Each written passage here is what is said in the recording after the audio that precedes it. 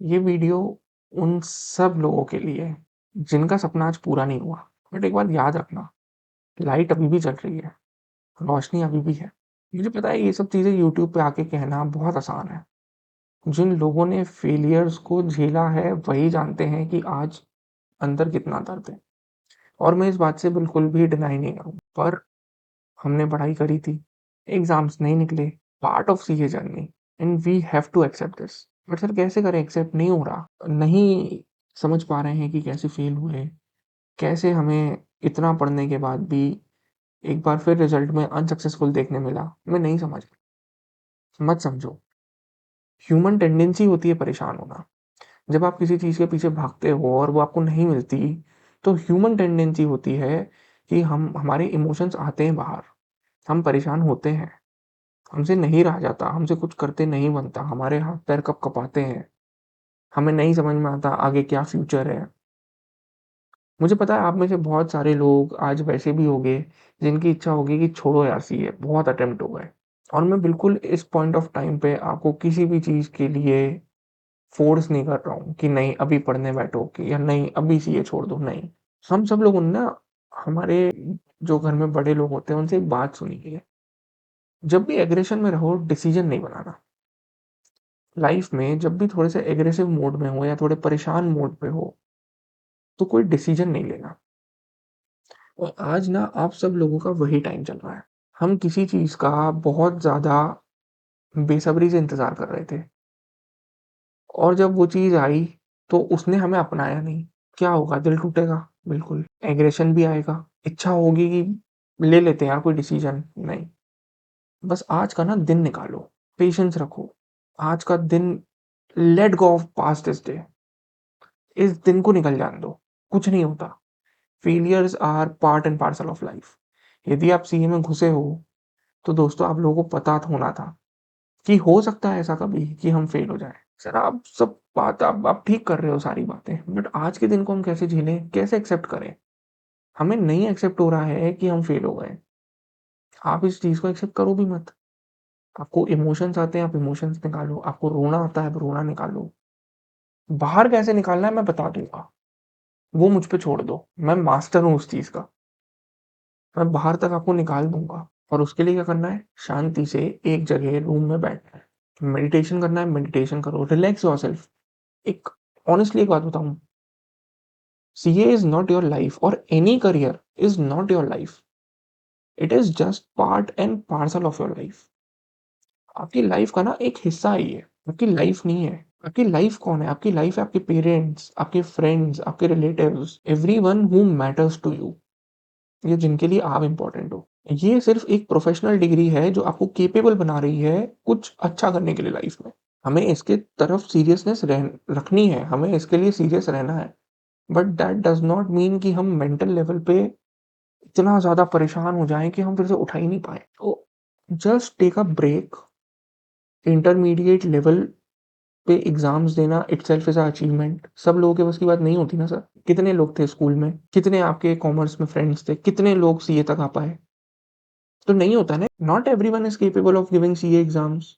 तो सबसे पहले इस चीज के लिए अपने आप को अप्रिशिएट करो कि वाओ, मैं इधर तक आ गया हूँ। इधर से आगे चले जाएंगे। शाम को पार्टी करने जाना है, शाम को पार्टी करो, celebrate your results, no matter what have be achieved. हमने एग्जाम दिया है, हमने अचीव किया है, हमने अचीव ये किया है कि we have practised ourselves for next exams. हमने अगले एग्जाम्स की तैयारी चालू कर दी है। आगे तो हम सब कर ही लेंगे। सर ठीक है, आपकी सारी बातें सही है, आप जो कह रहे हो सब सही है, बट प्रैक्टिकल लाइफ में ऐसा नहीं होता। आपको क्या पता? पता है मुझे। और इससे बाहर कैसे निकलना है ना दोस्त, मैं वो भी बता के जाऊँगा। पता है क्यों? क्योंकि मैंने ना ये फेलियर बहुत करीब से देखा है। अब मैं आपको बताने जा रहा हूँ अपना रिजल्ट। हाँ जी, आप लोगों में रिजल्ट दिख रहा है? ये है जुलाई 2021 का अटेम्प्ट, जब मेरा सेकंड ग्रुप मैंने क्लियर किया था। आपको पता है एग्रीगेट पासिंग मार्क्स कितने होते हैं? या उस समय कितने थे? 200। मेरे कितने आए? 206। आपको पता है एग्जाम्शन कितने पे होती है? 60+। मेरे इलेक्टिव में कितने आए? 61। Fair enough. डायरेक्ट टैक्स में 59। मैं ही जानता हूँ या शायद आज आप सब लोग मेरे साथ जानते हैं कि 1 नंबर की इम्पोर्टेंस कितनी ज़्यादा थी। हैड इट बीन 60 फ्रॉम 59 तो मेरा एक बहुत बड़ा समुद्र जितना बड़ा पेपर छूट जाता। डायरेक्ट टैक्स हम सबको पता है, यदि आप इंटर में हो तो आपको भी पता है कि सबसे बड़ा सिलेबस होता है डायरेक्ट टैक्स का। इनडायरेक्ट टैक्स 58 मेरा कोर, मेरा स्ट्रॉन्ग पॉइंट, और कितने नंबर से रहा? 2 नंबर से। इस रिजल्ट को डाइजेस्ट करना और यहां से आगे बढ़ना बहुत बड़ा चैलेंज होता है, क्योंकि आपको बहुत दिनों तक सिर्फ ये लगता है कि यार काश डायरेक्ट टैक्स में 1 नंबर आ जाते, इनडायरेक्ट टैक्स में 2 नंबर आ जाते, तो मेरे पेपर एग्जाम हो जाते, मुझे फिर से नहीं पढ़ना पड़ता। बट सिर्फ ये 1 नंबर 2 नंबर, इनकी वजह से हमें फिर से इतने बड़े सब्जेक्ट्स विद अमेंडमेंट्स फिर से लेके पढ़ना पड़ रहा है। तो जब तक आप टाइम नहीं दोगे अपने आप को हील करने के लिए, आप ऐसी चीजों से हील नहीं हो सकते। आप अपने आप को फोर्स नहीं कर सकते कि चलो भाई पढ़ने बैठो, पेपर है, सीए बनना है। नहीं, ऐसे समय आपको कुछ याद नहीं आएगा। ऐसे समय आपको ये लगेगा कि क्या भरोसा मैं अगली बार पढ़ूं और फिर नंबर नहीं आए तो क्या क्या भरोसा है? कुछ नहीं। तो जब तक आप इस पूरे अप्रोच से, आप अपने प्रीवियस रिजल्ट से जिसमें आप सक्सेसफुल नहीं हुए हो, आप उससे बाहर नहीं निकलोगे, कुछ नहीं हो सकता। इसलिए मैं बार बार जो चीज बोल रहा हूं कि आप अपने आप को टाइम दो, आप वेट करो, पेशेंस रखो, अपने आप को टाइम दो, अपने आप पे हार्श मत हो। आपको जो इमोशंस आ रहे हैं उसको through out the day carry करो, कुछ नहीं होता। आज 6th है, ठीक है, हम 7 से हम 8 से पढ़ने बैठेंगे। सितंबर में है, अभी हमारे पास है, हमारे पास कुछ 55-60 दिन है, हम कर लेंगे। हमारे पास 50-55 दिन भी है, तो भी हम कर लेंगे। क्योंकि यदि हम मेंटली तैयार रहेंगे ना तो कर तो हम लेंगे। बट यदि हमारा ये फंक्शनिंग ही नहीं है और हम कोशिश करें कि इसको चलाएं, तो एट लास्ट ना फ्रस्ट्रेशन आता है। इस पेपर के बाद पता है मैंने क्या किया? मैंने एक मोमेंट ढूंढने की कोशिश करी कि मैं एक ऐसा पर्टिकुलर मोमेंट ढूंढूं, एक ऐसे पर्टिकुलर सिनेरियो में आ जाऊं कि बस मेरी पढ़ाई अपने आप हो जाए, मुझे ना ये रिजल्ट याद नहीं रहे। और ये चीज बहुत टफ है। पता है क्या होता है? मैं अपने घर में जब पढ़ रहा था इस अटेम्प्ट के लिए, तो मैं घर के किसी कोने में बैठ के डायरेक्ट टैक्स पढ़ता था, किसी कोने में इनडायरेक्ट टैक्स, किसी में इलेक्टिव, किसी में कॉस्टिंग। जब मेरा इलेक्टिव तो निकल गया, 3 पेपर रह गए। 3 में से 2 पेपर एकदम 1 नंबर 2 नंबर से रहे।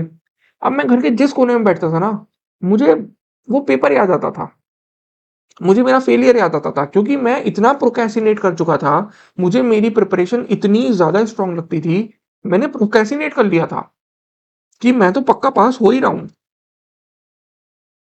तो मैं जिस जगह पे बैठ के पढ़ रहा हूँ, मेरे से वहां पे बैठते पढ़ते ही नहीं बन रहा है। वो मेरा घर है, वहां मेरे पेरेंट्स रहते हैं, but I can not study there. यहाँ आपको चाहिए एक मोमेंट। क्या मोमेंट? आपका उस इन्वायरमेंट से ब्रेक हो, जहां बैठ के आपको फेलियर वाली फीलिंग आए, जहां बैठ के आपको लगे कि यार मैं तो पिछले अटेम्प्ट में ही पास था, कैसे फेल हुआ? यदि आप घर में पढ़ते थे, पूरा इन्वायरमेंट चेंज करो, लाइब्रेरी जाओ। यदि आप एक लाइब्रेरी में पढ़ते थे, पूरा इन्वायरमेंट चेंज करो, दूसरी लाइब्रेरी जाओ। घर पे सबको मना कर दो कि इस अटेम्प्ट की बात नहीं होगी, सिर्फ एक डिस्कशन होगा इस अटेम्प्ट का, और वो आप खुद से करोगे। और वो डिस्कशन तब होगा जिस दिन आपके आंसर शीट से जाएंगी, और वो डिस्कशन सिर्फ आपका एनालिसिस होगा कि कहाँ क्या गलती रह गई। हमारी सिली मिस्टेक्स हुई हैं, हमें कॉन्सेप्ट्स याद नहीं आए, हमें पेपर तो आता था बट हमारी राइटिंग स्पीड स्लो थी। ये पूरा डिस्कशन ना आपका खुद का होगा, खुद से। तो find a moment and break it, और यही चीज आपको इस सिनेरियो से बाहर निकाल सकती है। आज आप, अभी कितना टाइम हुआ? 1 घंटे 2 घंटे, जितना भी टाइम हुआ रिजल्ट आए। हो सकता है आप में से कुछ लोग इस वीडियो को शाम को देख रहे हो सकता है आप में से कुछ लोग इस वीडियो को रोते रोते देख रहे हो। Everything is fine. बस आज का दिन निकलने दो।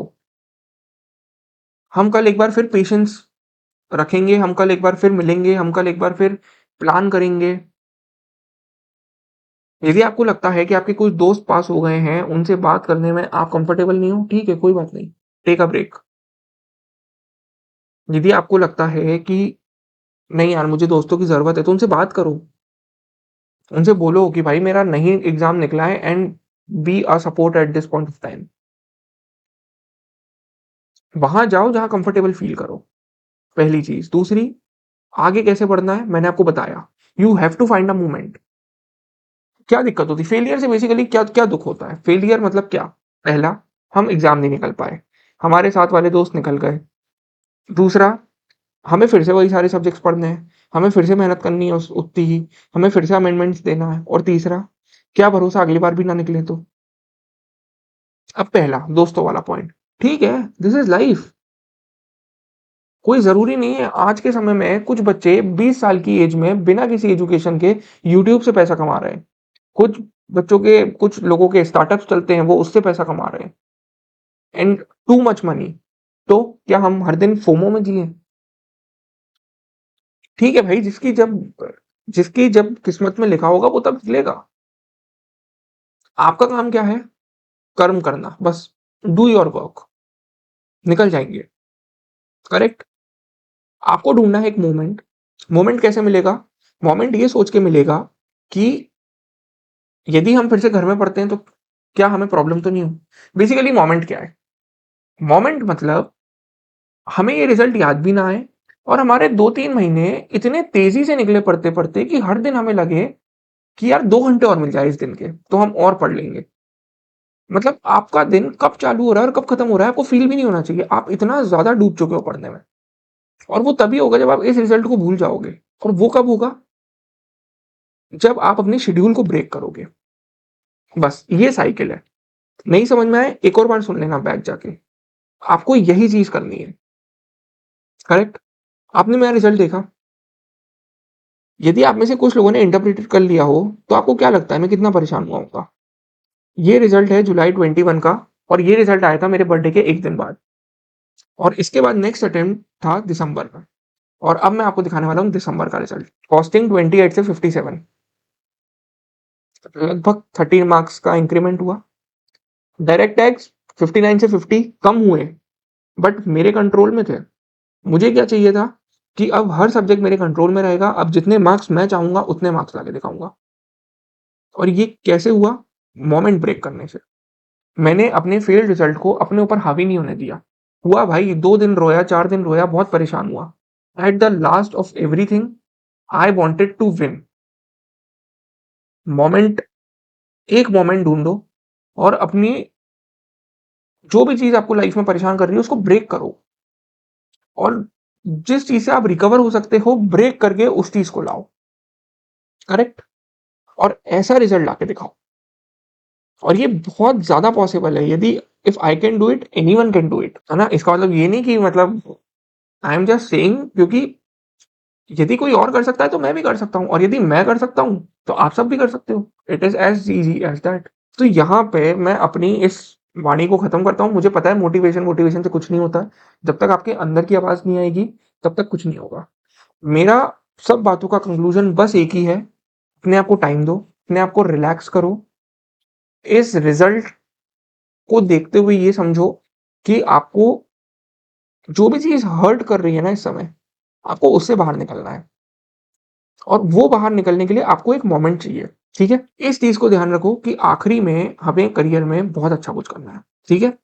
Now what's next? So basically I am CA, my name is Dhairya, I am a GST educator.